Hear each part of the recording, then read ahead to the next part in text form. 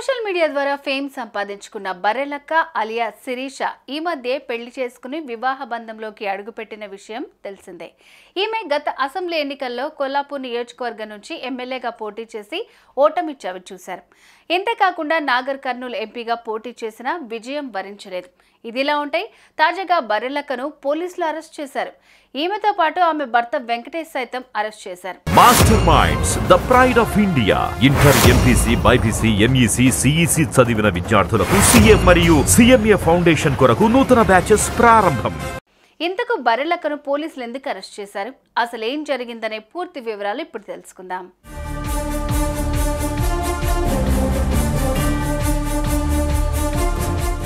రాష్ట్రంలోని నిరుద్యోగులు పోరుబాట పట్టారు. వివిధ రకాల గ్రూప్ పోస్టుల సంఖ్య పెంపు, జాబ్ క్యాలెండర్ విడుదల, జీవో 46 రద్దు వంటి అంశాలతో నిరుద్యోగులు శుక్రవారం టీజీపీఎస్సీ ఆఫీసును ముట్టడి చేశారు.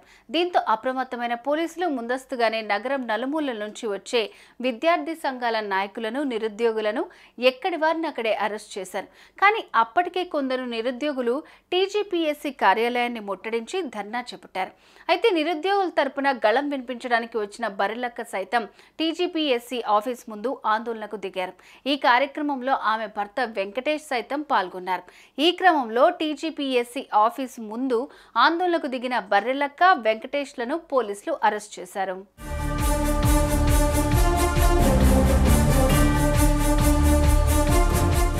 వీరినే కాదు, నగరం నలుమూలల నుంచి టీజీపీఎస్సీ కార్యాలయం వైపు వస్తున్న ఎంతో మంది నిరుద్యోగులను ఎక్కడి వారిని అక్కడే అరెస్ట్ చేశారు. వారి వాహనాలను సైతం అడ్డుకున్నారు. ఈ క్రమంలోనే టీజీపీఎస్సీ ఆఫీస్ సమీపంలో ఓ విచిత్రమైన సంఘటన చోటు చేసుకుంది. మోహన్ జాహీ మార్కెట్ వద్ద నుంచి రోడ్డుపై నడుచుకుంటూ వెళ్తున్న ఓ దంపతులను సైతం పోలీసులు అరెస్ట్ చేశారు. దీంతో ఆ భార్యాభర్తలు రోడ్డుపై నడుచుకుంటూ వెళ్తే కూడా అరెస్ట్ చేస్తారంటూ పోలీసులపై ఆగ్రహం వ్యక్తం చేశారు. దీనికి సంబంధించిన వీడియో ఇప్పుడు సోషల్ మీడియాలో వైరల్ గా మారుతోంది.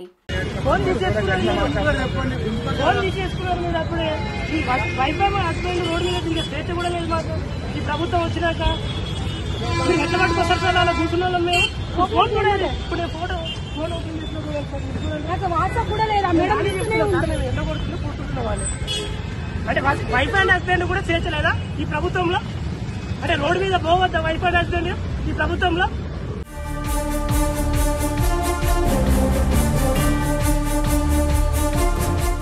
ఇక అరెస్ట్ అనంతరం చాలా మంది నిరుద్యోగులు తమ ఆవేదన వ్యక్తం చేశారు. పెండింగ్ లో ఉన్న గ్రూప్ పోస్టుల భర్తీతో పాటు జాబ్ క్యాలెండర్ విడుదల చేయాలంటూ ధర్నాకు దిగారు.